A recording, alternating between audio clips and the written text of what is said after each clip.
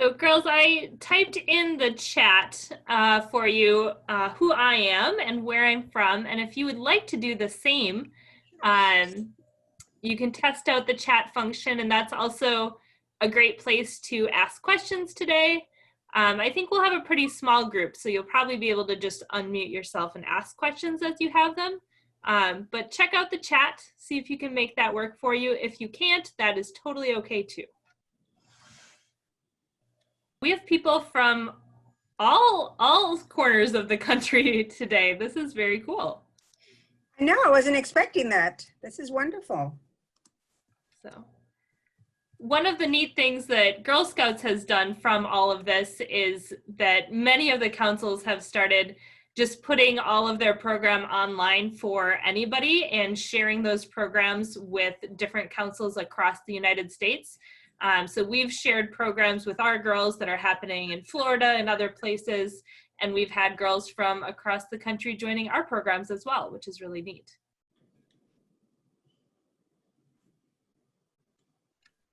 All right. That is wonderful. Wow. Okay, well, it looks like we just have a couple of girls here. We had a few more sign up, so they might be having technical difficulties or have just forgotten. We are going to record this so that we can share it with girls who are unable to make it today. So we'll go ahead and get started though, because your time is all very important. So I want to just start by introducing myself. My name is Kelly, or Polar Bear. I also direct camps, so go by Polar Bear a lot of the time. I'm the program director for Girl Scouts of Alaska, and I'm very excited to be here with a couple of wonderful people. Story is another camp director, and she happens to live in either Colorado or Texas the rest of the year. And she introduced me to her colleague, Diane, who is in San Antonio at the moment, who is interested in poetry and writes poetry and wanted to be able to share that skill with all of you today and share some of her poetry and help you learn how to start writing your own poetry. So I will turn it over to Diane, and we thank you for being here today. Oh, thank you very much, Polar Bear, and of course to Story for making this connection. I'm really happy to talk to you about writing poetry. I wanted to begin with actually sharing with you a little introduction through a book trailer that describes my new collection of poetry for children. Anywhere between the ages of 8 to 12. I think you'd enjoy the poems. But I'm going to let the little book description, that video that I'm going to show you, I'm going to let it tell you a little bit about the book, and then we'll talk a little bit more about poetry itself.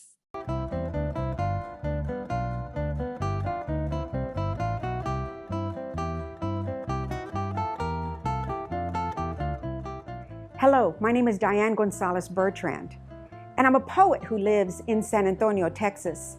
And I'm here to tell you about my new collection of poetry for children, The Taco Magician and Other Poems for Kids.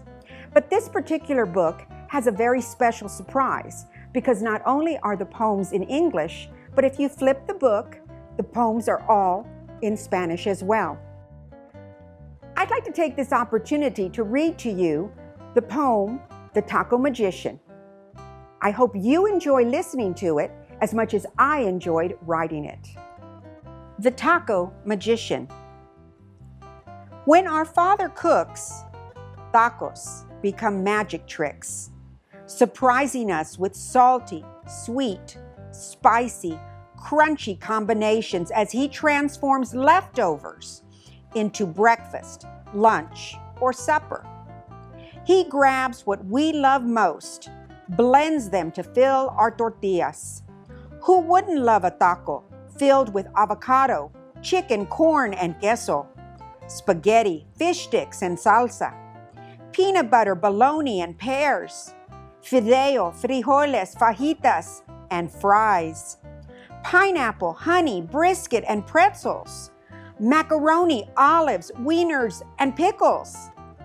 Like a magic wand, He stirs circles around the frying pan, mixing our taco combinations together. Like a magic cape, He wraps a tortilla around our wishes, bakes them in the oven.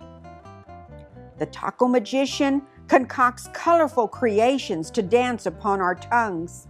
We always clap and cheer for our Father, who takes a bow for the sensational show. Before we leave the table, the taco magician has one more surprise up his sleeve. Not a rabbit, not a dove, not a colorful knot of flowers. Crumbled cupcakes with cajeta, chocolate and marshmallows melting inside a warm tortilla, disappearing in a flash. Did you enjoy the poems? I hope you're going to look for my book, The Taco Magician and Other Poems for Kids, at the bookstore or at your local library. But most of all, I want you to become a word magician and write poems of your own.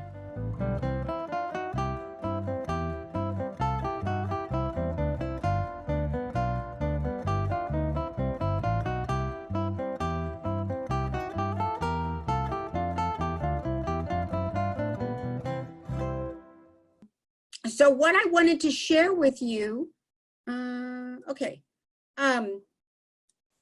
there we go. Okay.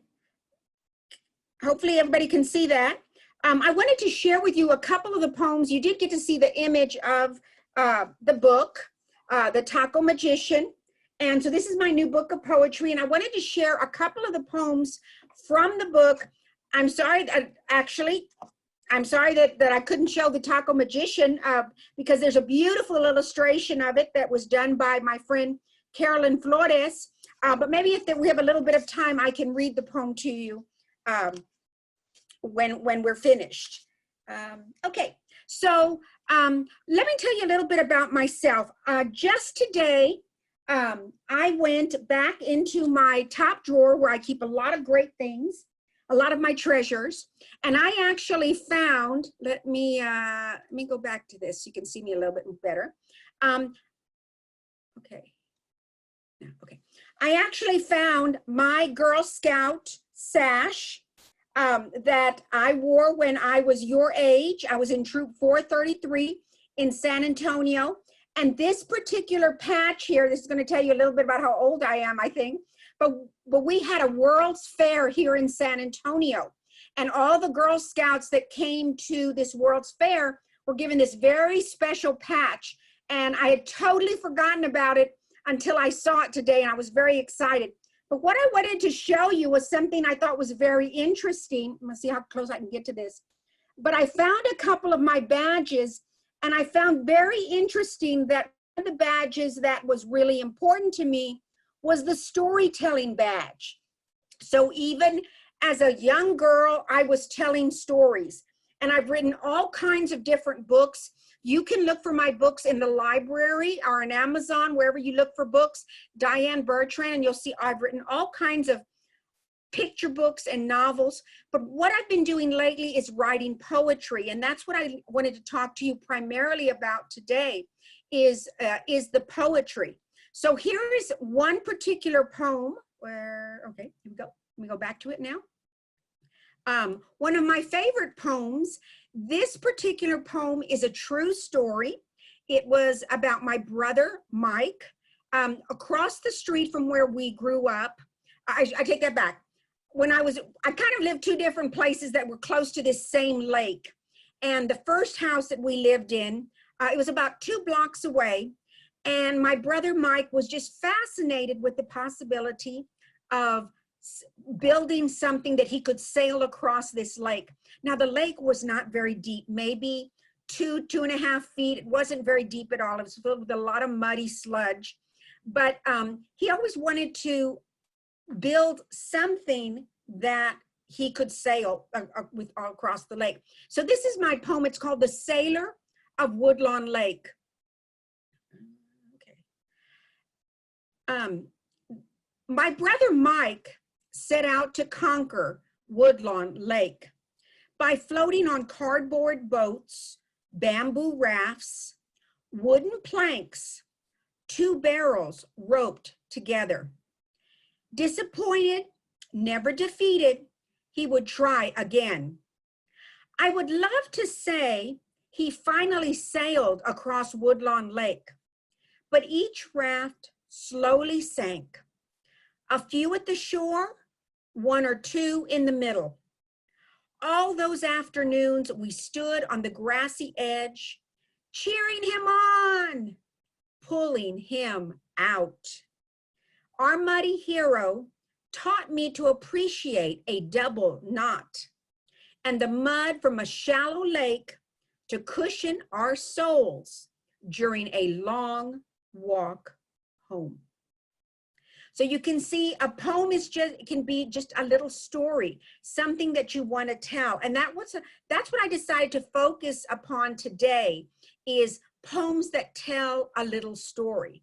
So you might think for yourself, if I was to write a poem about someone that I knew that tried to do something over and over and over again, what story would I tell? Would it be a story about my father or my brother, my sister, maybe my mom or my grandmother, maybe my best friend?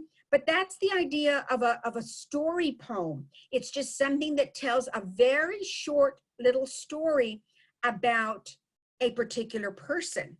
And it can be something that happens to you or something that happens to someone else. But I just remember watching my brother trying, building all these different things. One day I asked him, I said, why didn't you just ask Daddy to buy you a little boat or something for you to sail into Woodlawn Lake? And he said, well, that wouldn't have been any fun. The fun was trying to build something that would float. And he said, and that's why I really did it every time over and over and over again. And so it was all about just the fun of trying to see if something would float. And as I said in the poem, nothing ever worked. We just kept pulling him out of the mud every time, but he didn't give up. And I admired that a lot about my brother Mike, that he never gave up. Let me share another poem with you. Let me get back here. I have another poem. There we go. Let me see. Yeah. Okay. This actually didn't happen to me because I didn't ride a bus to school. But I bet, Katie, do you ride a bus to school? No, she does not. She does not ride a bus to school. What about Macy? What about you? Do you ride a bus to school? Yes. You do ride a bus to school. This idea actually came, and this is something you might think about in writing a poem. What I was asked to think about was, what kind of windows do I look out? And what do I see when I look out those windows? And so even though I don't ride a bus to school, there is a bus that comes through my neighborhood every morning and every afternoon to pick up children and to leave children off. And as I would watch the kids climb onto the bus, I got to thinking about what it would feel like to be riding this bus to school every morning. Now, I did grow up riding the bus. My mother was too busy to take us a lot of places, so we did go on the bus a lot as a child. So as a kid, so I kind of took that idea plus what I was watching in my neighborhood and kind of put them together into this particular poem. Now, I'm a big daydreamer. I'm always thinking of ideas and thinking of stories and imagining myself being in other places. That's what I like to do as someone who likes to write stories. And so this was my little story about this this girl sitting on the school bus on her way to school. It's called Daydreams on the Morning Bus Ride. Sitting by myself on the bench seat with only the window glass to reflect my journey. Stops and starts in amber, red, and green. Watching the walking teens in khaki and white. An old man talking to a black cat. The woman in a red scarf eating a grapefruit. The police officer riding her bike. a skinny boy laughing at his phone, the two old ladies sitting on the bench, resting or waiting, who knows? Imagining the lives outside my window, writing down their stories inside my head.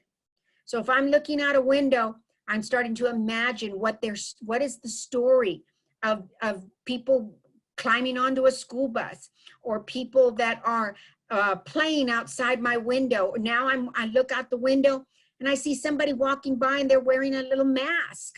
What is their story? That's the kind of the way that I always like to begin with my ideas for poems.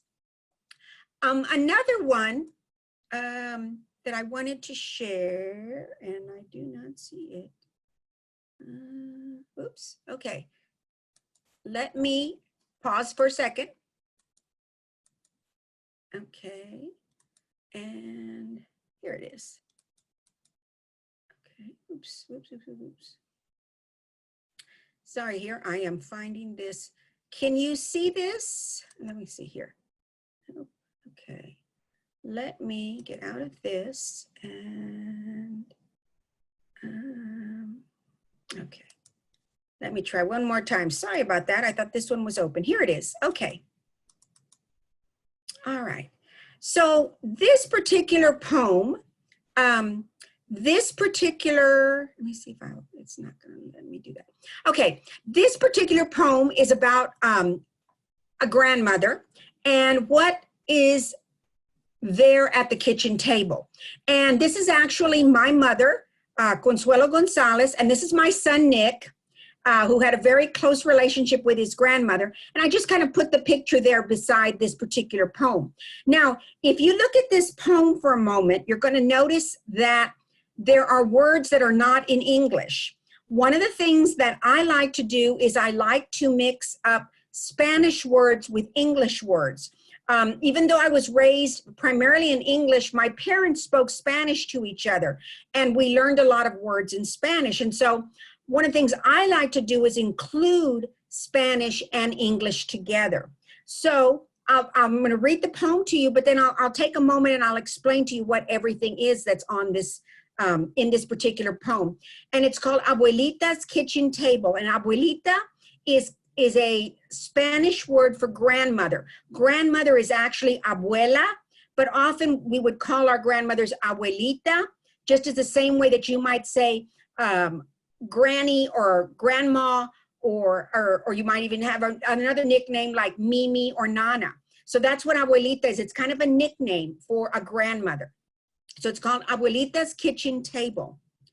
When I sit at your kitchen table, you give me a life brown and delicious. Warm raisin tamales, cinnamon buñuelos. And a buñuelo is a long, flat pastry, and it's covered in cinnamon and sugar. Very, very delicious. And they're very, very thin. It's almost like eating a very, very thin cookie. That's what a buñuelo is. It says, your chanclas applaud. Chanclas are flip-flops. If you think about it, whenever you wear your flip-flops and you walk, there's a clapping sound. And that's what I'm talking about, that the flip-flops applaud as you walk from stove to table with a bowl of calabacita, which is a squash dish. It's made with squash and corn and meat, or a plate of arroz con pollo, chicken and rice. I grab for a tortilla de maíz, that's a corn tortilla, flap it like a fan to chase away the sting of fresh chile, hot sauce, in the molcajete. And a molcajete is a small round bowl made of stone, made of lava stone, as a matter of fact. And many, many Mexican grandmothers would have this little stone bowl in the middle of their table filled with homemade salsa. When I hear cuentos are stories. When I hear stories at your kitchen table, abuelita, our love simmers with bubbles of laughter. So you have a lot of ideas about cooking in this.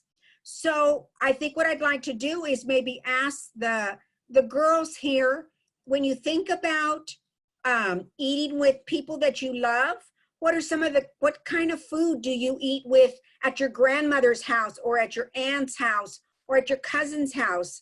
Can anyone share kind of the food that they like to eat there?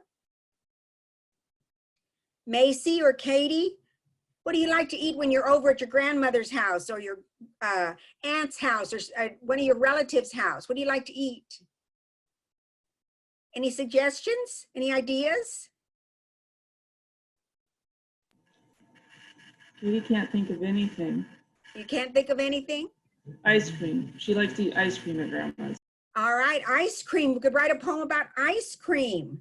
What about you, Macy? What about you? What favorite food do you like to eat with your friends and relatives? Anything? My grandma is a really, really good cook. I like all of her food, honestly. You like all of her food. Okay, maybe we could write a poem about the food that you eat at your grandmother's table. All right. What about you, Polar Bear, when you go to see your grandmother or grandfather or other relatives? What kind of foods do y'all eat with your family? Well, it's not my grandmother's house, but pumpkin sausage soup is the food that has a lot of meaning for me. And I first ate it with Story in Colorado at her childhood friend's family's house. And it was Christmas Eve, and we helped put up their Christmas tree, and we got to eat pumpkin sausage soup together. Wow, that's wonderful. And if you listen to her just describing it, she gave you the place, Christmas Eve. She gave you who was there. She gave you where she was. All of that just becomes this small little story. So maybe that's the poem that Polar Bear could also write, is about that particular soup. And then Macy made the comment, there's just so many good things that my grandmother fixed, I can't even remember them all. So maybe that's also a story as well. So there, like I said, this is where we build our poems. So what we were hoping for is that we would hope that maybe you could write a poem between now and next week, and then come join us on Friday. And rather than me reading my poem, although I will write a poem too, but also all of you also having a chance to write a poem yourself. So I thought I might give you a couple of ideas of things that you might think about in writing a poem. So here's the question. What if I want to write a poem? Okay, so what I thought of, I'm going to give you actually 4 different ways to think about this. So maybe you could write a poem about a person that you love. Maybe you could write about a moment when you felt one very strong emotion, happy or sad, angry or scared. A lot of poems are all about the way that you feel. These are one way that we can express our feelings, is writing a little poem. So if we want to remember someone in our family or a special teacher or our best friend, I know that the theme this month for the Girl Scouts is sisterhood. I kept thinking about it today, you know, if I were to think about who were really my sisters, and it actually made me write a little bit of a poem about what it meant to be a Girl Scout when I found my own sash today. So there's just a lot of things that I want to write about as well. And then another idea I had here was to write a poem about a pet or a favorite thing. That might be, it could also be about a favorite food as well. So that might be an idea for something for each of you to write a little poem as well. So this is what I do. I have a notebook. I have one right here with me. And this is where I jot down all my ideas. And so when you start a poem, write down everything you can think of. And so here's a couple of ideas. Think about that, whatever idea it is, and use all 5 senses, the colors and sounds and tastes, textures, how things feel, the smells, think of all those different things. Then write down details of who, where, when, why, how, what, all of the W words. And so that we have an idea of where everything is happening. Because you don't want just this poem that nobody understands. You want to give them a place to really think about, people to think about, or pets, or whatever it is that you're writing about. So then what do you do with all this very messy writing? Okay, so here's a bunch of, all this messy writing, just everything I could think of. So what do you do with that? Well, look at everything that you wrote and then choose a detail that gives readers a concrete place to start, a place to start. Sitting at my grandmother's table. When my brother tried to sail on Woodlawn Lake, it gives you a place to start so that the readers know immediately what you're trying to say and where they are as a reader, where they are in your poem. And then once you've got a concrete place to start, just remember you don't have to use everything you wrote. It was just to give you plenty of ideas. Then just kind of pick and choose the details that tell the story that you wanted to tell. Here's one other suggestion, and I'm glad that Polar Bear is recording this because you can always go back and look at this tape if you want to get some ideas. So you might use one of my titles and write your own poem. For example, I know we didn't get to hear the poem because the video wasn't very good, but the Taco Magician, could you write about another magician that maybe is someone in your family that cooks in all kinds of different ways? What if you wrote a poem called Sitting at My Grandmother's Kitchen Table? And you can you can take out the grandmother and just talk about sitting at my sister's desk. There's just lots of ways that you can take out my words and put in your words. Here is the sailor of, maybe you watch someone trying to sail a river or a pond or a lake. And you want to write about that story. Or maybe you might want to write about daydreams. Where do you do your daydreaming? Do you daydream on the living room couch? Do you daydream staring out a window? Do you daydream at school the way that I used to? When I finished all my math homework, I'd sit in the back and just daydream out the window. Where do you do your daydreams? So here are just some ideas for you to write a poem, and then next week we can all get together and we can share some of our one poem that we wrote. I hope you'll write a lot of poems, one every day, but just sharing one of the poems with you, with all of us, because I would love to hear all of your poems. So that's kind of my idea. These were kind of a few of my poems. How about some questions, ladies? Anyone that has a question for a writer, a poet?